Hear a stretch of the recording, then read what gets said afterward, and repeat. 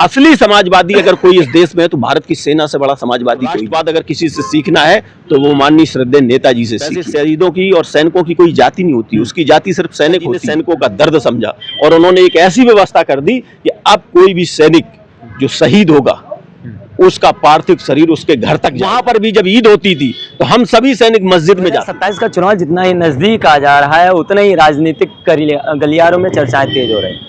2027 का चुनाव समाजवादी पार्टी के लिए करो या मरो का चुनाव है। समाजवादी पार्टी सबसे आगे लगातार मेहनत कर रही 2027 के परिणाम बदलने को लेकर। क्या 2027 में ये मेहनत सफल होगी या फिर नहीं, या भारतीय जनता पार्टी तीसरी बार सत्ता में आएगी? कुछ लोग हैं समाजवादी पार्टी कार्यालय पर मौजूद हैं। अखिलेश यादव की आज पीडीए प्रेस कॉन्फ्रेंस थी, उनसे बात करते हैं, समझते 2027 में क्या रणनीति होगी। क्या नाम है सर? जितेंद्र सिंह फौजी।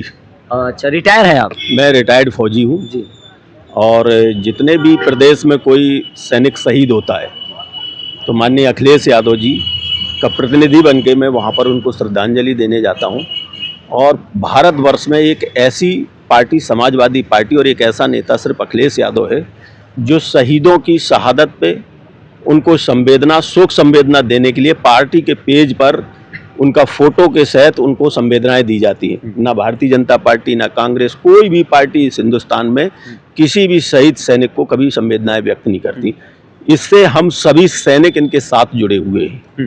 और 2027 की बात रही है, आज जो भारतीय जनता पार्टी की सरकार चल रही है उससे देश में ऐसा कोई तबका नहीं है जो दुखी ना हो, चाहे जवान हो, चाहे नौजवान हो, चाहे किसान हो। मैं किसान भी हूँ, रिटायरमेंट के बाद आकर के मैं किसानी करता हूँ। खेती करने में जो अन्ना जानवर हैं वो इतना नुकसान कर रहे हैं। अभी हमारे यहाँ बुंदेलखंड में ओलावृष्टि हुई, लेकिन इस ओलावृष्टि में उत्तर प्रदेश की सरकार ने किसी को एक भी पैसा मुआवजा नहीं दिया। कहा क्या जा रहा है कि उनके अधिकारी हम सर्वे करेंगे, सर्वे में ये पता लगाएंगे कि किसकी फसल कितनी नुकसान हुई, कितने %, जबकि 2016 में भी ओलावृष्टि और अतिवृष्टि हुई थी, सिर्फ बारिश हुई थी। तब अखिलेश यादव जी की सरकार थी उत्तर प्रदेश में। तब पूरे बुंदेलखंड में हर एक किसान को, चाहे छोटा हो बड़ा हो, मिनिमम 18,000 रुपए, और जो बड़े किसान थे उनको 18,000 रुपए हेक्टेयर के हिसाब से उनको मुआवजा दिया गया था। तो मेरे को भी उस समय करीब 54-55 हजार रुपए मुआवजा मिला था। तो हमारा जो दुख दर्द था किसान का, वो कम से कम खाद बीज निकल के आ गया था। मैं सेना में भी रहा हूँ। सेना में जब सेना में एक सैनिक भर्ती होके जाता है, एक जज्बे के साथ जाता है कि मैं सेना में जाऊंगा और देश के लिए कुछ कर गुजरूंगा। आज जो सैनिक था, उस सैनिकों को सरकार, जब वो वहाँ बॉर्डर पे लड़ाई लड़ता था तो उसको ये रहता था कि मेरे पीछे एक सरकार खड़ी हुई है जो मेरे परिवार को, मेरे आने वाले लोगों के लिए सरकार एक स्तंभ बन के खड़ी रहेगी। लेकिन आज अग्निवीर बना करके सेना को कमजोर करने का काम ये सरकार ने किया, जिसकी जितनी भी निंदा की जाए, कोई भी पूर्व सैनिक, कोई भी सेना का पूर्व अधिकारी इसको कभी भी स्वीकार नहीं कर सकता है। क्योंकि 4 साल के अंदर जो 4 साल का बच्चा होगा वो ट्रेनिंग करके जाएगा, वो उसको सीख ही नहीं पाएगा और उसको एक अपने पीछे वाले लोगों के लिए भी भविष्य खड़ी, अगर उसकी टांग कट गई, उसके गोली लग गई, क्योंकि सेना एक ऐसा जोखिम भरा वो है कि जहां पर कभी भी कुछ भी हो सकता है। ना तो उसके परिवार को पेंशन है, अगर वो शहीद हो जाता है तो उसको शहीद का दर्जा तक नहीं दिया जा रहा है। जब तमाम पार्टियों ने कहा गया तब अग्निवीर के अंतिम संस्कार में जो राजकीय सम्मान दिया जाने लगा, उसको बोलते हैं 1 करोड़ रुपए देंगे। क्या 1 करोड़ रुपए से उसके परिवार, जो जवान बेटा जिसका चला जाएगा, उसके परिवार को देखने वाला कौन होगा? क्या 1 करोड़ रुपए से कुछ हो जाएगा? इस तरीके से सिर्फ सेना को कमजोर करने के लिए, और ये अपने आप को राष्ट्रवादी सरकार कहते हैं। अगर राष्ट्रवादी होना होता है तो राष्ट्रवाद अगर किसी से सीखना है तो वो माननीय श्रद्धेय नेताजी से सीखिए। उन्होंने जब जाकर के बॉर्डर पे गए, वो जब लेह लद्दाख में थे, मैं उसमें था, उनके उस जो सम्मेलन चल रहा था उस सम्मेलन में मैं था। तो जब नेताजी पहुंचते हैं तो वहां पर फायरिंग शुरू हो जाती, पाकिस्तान मोटर फायरिंग करने लगता है। तो वो अपने जनरल से पूछते हैं कि ये फायरिंग कैसे शुरू होगी? बोले नेताजी आपके आने की खुशी में ये फायरिंग हो रही है। तो नेताजी कहते फिर आप लोग क्यों कर रहे हो, किसका इंतजार कर? बोले हमारे पास आदेश नहीं। नेताजी ने उस दिन कहा कि आज के बाद लोकल कमांडर के पास में पूरे पावर हो गए कि वो कभी भी रिएक्ट करके उसको अपना जवाब दे सकता है। और उसी समय जब तक नेताजी का भाषण चला, उतने दौरान में पाकिस्तान की 14 चौकियों को ध्वस्त कर दिया भारतीय सेना ने। और नेताजी एक ऐसे व्यक्ति थे जो सेना का सम्मान जानते थे, वो राष्ट्र के सम्मान जानते थे, वो जानते थे कि जो सेना में भर्ती होकर के आता है वो कोई अमीर उद्योगपति का बेटा नहीं आता है, वो गरीब मजदूर किसान का बेटा आता है। वो किसान का बेटा जब आता है तो उसको देखने के लिए नेताजी, क्योंकि ग्रामीण परिवेश से आए थे, नेताजी के परिवार में भी लोग थे, तो नेताजी जानते थे, नेताजी ने सैनिकों का दर्द समझा और उन्होंने एक ऐसी व्यवस्था कर दी कि अब कोई भी सैनिक जो शहीद होगा उसका पार्थिव शरीर उसके घर तक जाएगा। आज जो कोई सैनिक, मेरे जैसा सैनिक जो सेना में जाता है, वो ये विश्वास लेके अपने माता से, पिता से, अपने भाई से, बीवी से ये कह के जाता है कि मैं बॉर्डर पे देश की रक्षा करने जा रहा हूँ, मैं जिंदा आ सका जिंदा, वरना मुर्दा आऊंगा, लेकिन आऊंगा जरूर, तिरंगे में लिपट के आऊंगा, लेकिन इस दहलीज पे आऊंगा। ये विश्वास जो किसी ने दिलाया, क्योंकि पहले कोई बॉडी नहीं आती थी, टोपी और वर्दी आया करती थी। ये जो ऐतिहासिक कार्य किया है, इसको कहते हैं सच्ची देशभक्ति। सैनिकों के लिए उन्होंने आवास बनवाए। नहीं तो आपका मानना है कि भारतीय जनता पार्टी के लोग जो हैं वो देशभक्ति का सिर्फ दिखावा करते हैं? देशभक्ति अब आप खुद ही समझिए, एक धरातल पर दिखाई देना और देशभक्ति के नारे लगाना और देशभक्ति की बातें करना और देश के लिए, देशभक्ति के लिए काम करना, दोनों में अंतर है। दोनों में अंतर है।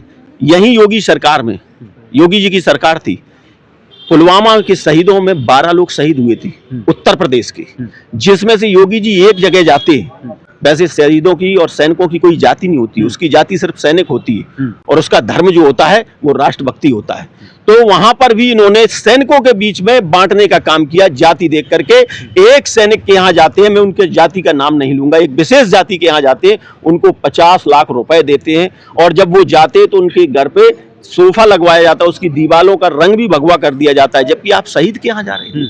और दूसरे जो सैनिक थे उनको 25 लाख दिया जाता है। ऐसा द्वयम काम क्यों किया गया? ये आपको दर्शाता है कि आप देशभक्त नहीं हो, आप सिर्फ दिखावे के लिए, वोट के लिए अपने आप को देशभक्त दर्शाते हो। देशभक्त वो होता है जो कुछ कहे ना, कुछ किसी को पता ना चले और काम कर जाए, जैसा देशभक्ति का काम माननीय नेताजी ने किया था। और उनकी ही झलक हम अखिलेश यादव में देखते हैं।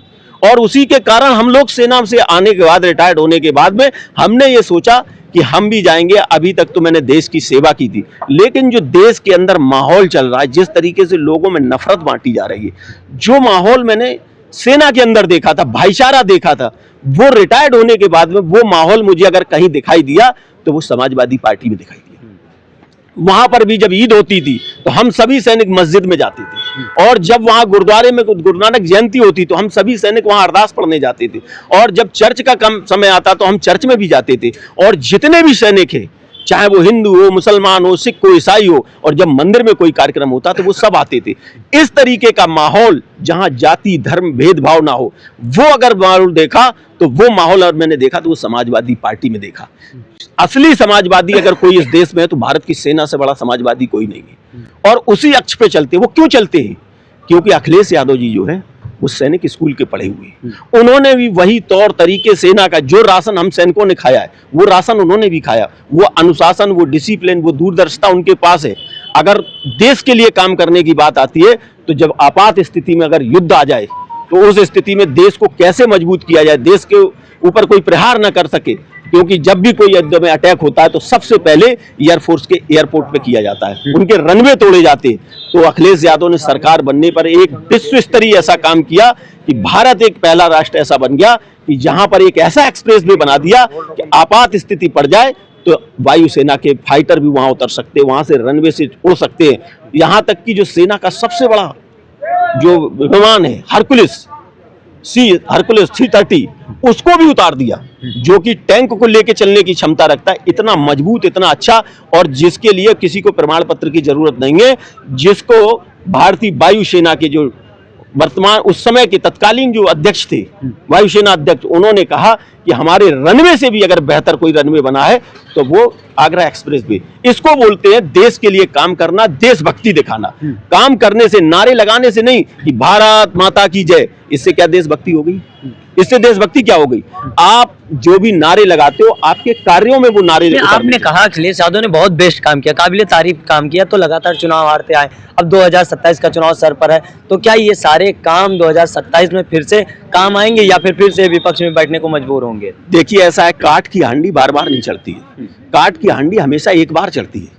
अखिलेश यादव ने जो ऐतिहासिक काम किए थे, हम बुंदेलखंड से आते, वहां बहुत गरीब लोग हैं, उन्होंने उस समय बुंदेलखंड में जब सूखा हुआ था तो उन्होंने एक खाने की किट दी थी जिसमें घी, तेल, शक्कर, आलू, चीनी, प्याज, जितना सामान होता था, 15 केजी आलू दिए जाते थे एक परिवार को। तो वो जो काम दिए थे, वो जो एक्चुअल उनको करने के लिए, जो गरीब को सहारा बन सके, वो भुखमरी से ना मरे, वो काम किए। लेकिन लोग जो इस देश में हो क्या रहा है, इस देश में यहाँ पर जो भारतीय जनता पार्टी है वो हिटलर का वो अपनाती है कि राष्ट्रवाद का और धर्म की अफीम बोई जा रही है, कि लोगों को बहकाया जाता है। क्योंकि ये देश जो है, हमारा देश हिंदुस्तान जो है, ये सेंटीमेंट भावनाओं का देश है, ये धर्म से, भावनाओं से जुड़ा हुआ देश है। तो वो लोगों की भावनाओं को छेड़ करके और करते, लेकिन वो भावनाओं को काट की हांडी एक बार चल गई, 2 बार चल गई, और उसका नतीजा ये हुआ कि अखिलेश यादव ने जो ये पीडीए का समीकरण दिया, ये हमको ये लगता है जो पीडीए है ये एक्चुअल भारत है। ये जो पीडीए का नारा है, जो बाबा साहब भीमराव अंबेडकर जी जो बात करते थे, जो मान्यवर कांसीराम जी उस बात को करते थे, उसी बात को एक नए रूप में, एक आधुनिक रूप में पीडीए करके दे दिया है। लेकिन वही जो उनकी जो समावेशी सोच थी, उसी सोच को लेकर के समानता के अधिकार, सबको साथ ले चलने का, वंचित तबके को ले चलने का काम था, वो जब से आया है तब से जितना भी हमारा पीडीए समाज है, जो भी पिछड़े दलित, जैसे आज ही कल की घटना हम देख रहे थे, वहां पर खड़े होकर के एक महिला आरक्षण बिल लाया जा रहा है। इससे क्योंकि वो घबराए हुए, जबकि चुनाव चल रहा है बंगाल में, उसके बीच में लाने का कारण क्या है? जब 2023 में इस बिल को पास कर दिया गया सर्वसहमति से सभी पार्टियों ने, तो अब आप एक ये नया नैरेटिव गढ़ करके क्यों ले आए कि हम दोबारा ला रहे, और उसको अधिसूचित भी कर दिया, उसको अधिसूचना भी जारी होगी, वो कानून भी बन गया है। और अगर आपको इसको लागू करना था, अब इनका तर्क ये आ रहा है कि हम 29 में लागू करना चाहते, तो 2023 में जिस दिन आपने इसको लोकसभा से पास कराया था, सब उसके अगले दिन से जनसंख्या की जनगणना करवा दी थी। आप 3 साल किसका इंतजार करते रहे कि हम 27 में कराएंगे? क्या कहीं से मुहूर्त निकला था? इनकी मंशा थी कि हमें करवाना नहीं है, सिर्फ इसको अटकाना और भटकाना है। ये एक बहानेबाजी है। और समाजवादी पार्टी के राष्ट्रीय अध्यक्ष जी ने लोकसभा में खड़े होकर के कहा कि हम चाहते हैं कि महिला आरक्षण बिल के समर्थन में, और जब पास हुआ था तो हमने पूरा समर्थन दिया था। बस इतनी सी बात है कि ये जो जाति जनगणना हो रही है, कम से कम हमें पता तो चले, इस देश के अंदर गाय गिनी जा रही है, पेड़ गिने जा रहे हैं, जानवर गिने जा रहे हैं, और इस देश के अंदर जो मानव है, वो मानव नहीं गिना जा रहा है। इस देश के अंदर गाय की पूजा हो रही है, इस देश के अंदर पेड़ की पूजा हो रही है, पत्थर की पूजा हो रही है, लेकिन जो मानव है, मानव के दूर भाग रहा है, मानव को नहीं समझ रहा, मानव से घृणा कर रहा है। तो लोग इस चीज को समझ चुके हैं, और इसी चीज की मांग को माननीय अखिलेश यादव जी ने रखा वहां पर, कि जो पिछड़ी समाज के लोग हैं, जो पिछड़ी समाज की महिलाएं हैं, अगर ये आरक्षण के अंदर पिछड़े समाज का प्रावधान नहीं किया गया, तो क्या कभी आप सोच सकते हो वीरांगना फूलन देवी कभी लोकसभा पहुंच पाएगी? क्या भगवतिया देवी पत्थर तोड़ने वाली लोकसभा पहुंच पाएगी? नहीं पहुंच पाएगी। कौन पहुंचेंगी?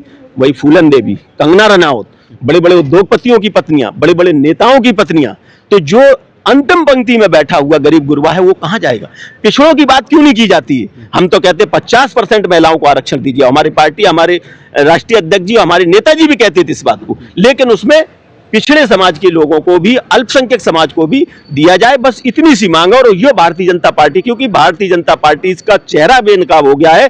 सबसे बड़ी अगर पिछड़ा विरोधी कोई है, सबसे बड़ी अगर पिछड़ा विरोधी पार्टी है, तो भारतीय जनता पार्टी। अगर पिछड़ा विरोधी नहीं है तो अगले 3 दिन का सत्र बुलवाए और उसमें पिछड़ों का अधिकार दे, और अधिकार दे करके वो करे। और जो नारे लगाते घूम रहे हैं, ये सिर्फ अपनी हार से घबराए हुए कि 2027 में सरकार जाने वाली है, इसलिए ये नए नए षड्यंत्र कर रहे हैं। और आने वाले समय में 2027 में अखिलेश यादव मुख्यमंत्री बनेंगे। और जो पीडीए का फार्मूला दिया है, और पीडीए की सरकार होगी, इनकी जो मोदी सरकार है, ये मोदी सरकार जैसी सरकार नहीं होगी, ना कोई अखिलेश सरकार, ये पीडीए सरकार होगी। और पीडीए के लोग इस सरकार को, एक एक पीडीए का आदमी को न्याय मिलेगा, और पीडीए के लोग ही सरकार चलाएंगे। क्या कहेंगे? कम शब्दों में जवाब दीजिएगा। 2027 में सरकार बनेगी या फिर से विपक्ष में बने? सपा सरकार बनेगी। सपा सरकार बनेगी। देखिए, सवाल हमारा था कि 2027 में सत्ता परिवर्तन होगा या फिर समाजवादी पार्टी फिर से विपक्ष में बैठेगी। लेकिन बातें, बहुत चीजें निकल के आए। 196 में जब नेताजी मुलायम सिंह यादव रक्षा मंत्री बनते हैं, उसके बाद उनके ऐतिहासिक कार्य किसी से छुपे नहीं। पहले जब सैनिक शहीद होता था तो उसकी टोपी घर आती थी। अब अगर सैनिक शहीद होता है तो उसका बॉडी घर आती है और डीएम जाके राजकीय सम्मान के साथ विदाई देता है। ये नेताजी मुलायम सिंह यादव का सबसे बड़ा ऐतिहासिक काम था। हमारे साथ पूर्व सैनिक, रिटायर सैनिक थे, उनसे बात किया कि 2027 में क्या होगा। तो लोगों का मानना है 2027 में अखिलेश यादव की सरकार नहीं, पीडीए समाज की सरकार बनेगी। आखिर पीडीए समाज की सरकार बनेगी या नहीं बनेगी, ये 2027 में जब इलेक्शन होगा तब पता चलेगा। हमारा काम को जमीनी हकीकत से वाकिफ कराना है। मिलते हैं किसी अन्य वीडियो में अन्य मुद्दे के साथ, तब तक के लिए नमस्कार।